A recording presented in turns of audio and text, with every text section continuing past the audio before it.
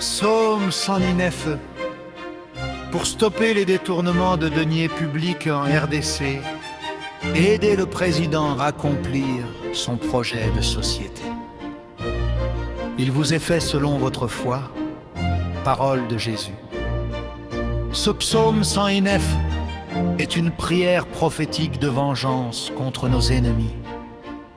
Peut-être, comme chrétien, vous croyez que Jésus a recommandé l'Église à ne pas demander une punition pour les malfaiteurs, comme les sorciers ou détourneurs des deniers publics.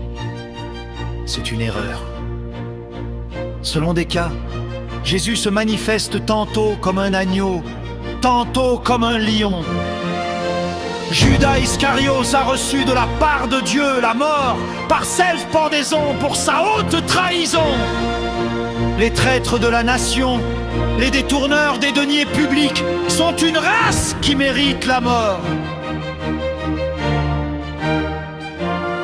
Aussi longtemps que l'Église de Jésus réagit à cette traîtrise en cascade ainsi que ces détournements des fonds dédiés à la construction de nos infrastructures par une race de voleurs pour la plupart diplômés, des universités sans dire un mot, sans réagir comme le corps prophétique de Christ, ces crimes continueront rendant la tâche de notre président très difficile et amplifiant la misère de notre peuple.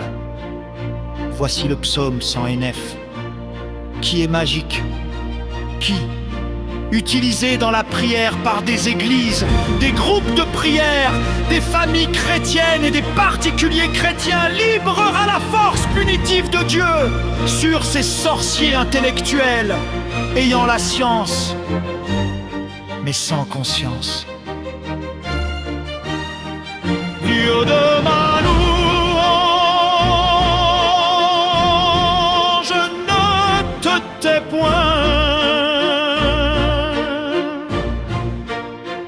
Commence à tourmenter ces criminels intellectuels dans leur conscience, dans leur sommeil, dans leur corps.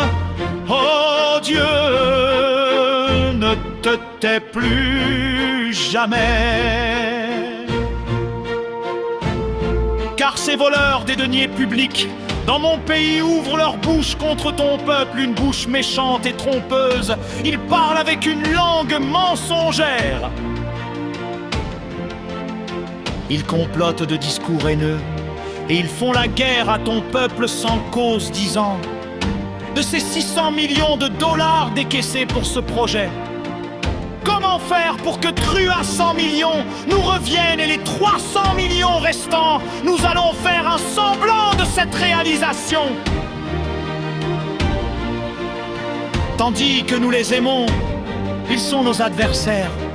Seigneur, regarde nos routes trouées et sans signaux routiers ni lumière. Regarde nos marchés sales, sans pavés ni eau courante, ni toilettes propres à cause de ces criminels financiers. Mais nous, églises, nous recourons à la prière.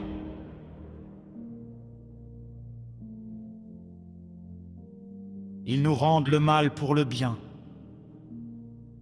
et de la haine pour notre amour.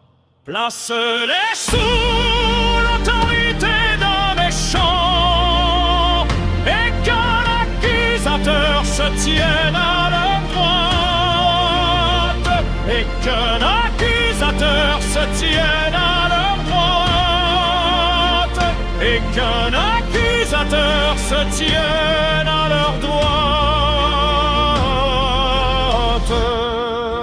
Quand on les jugera, qu'ils soient déclarés coupables, et que leur prière passe pour un péché, que leurs jours soient peu nombreux, qu'un autre plus honnête prenne leur charge, que leurs enfants deviennent orphelins et leurs femmes veuves, que leurs enfants deviennent orphelins et leurs femmes veuves, que leurs enfants deviennent orphelins et leurs femmes veuves, que leurs enfants soient vagabonds et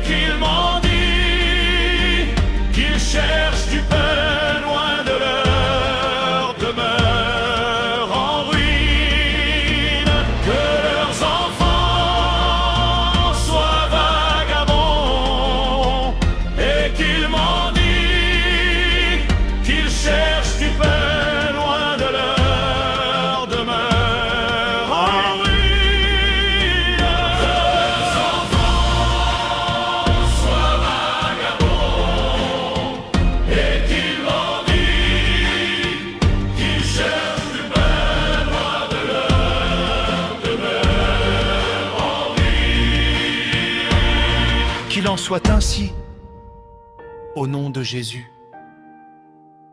Amen.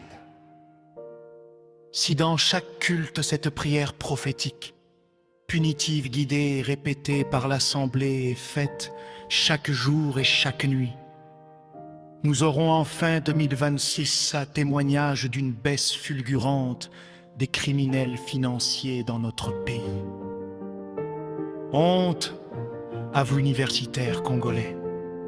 Vous avez appris la science pour bâtir notre pays et non pour le détruire.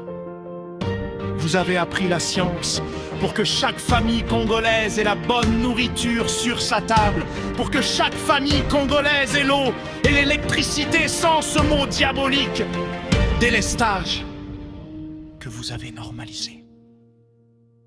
Gardez cette coupe!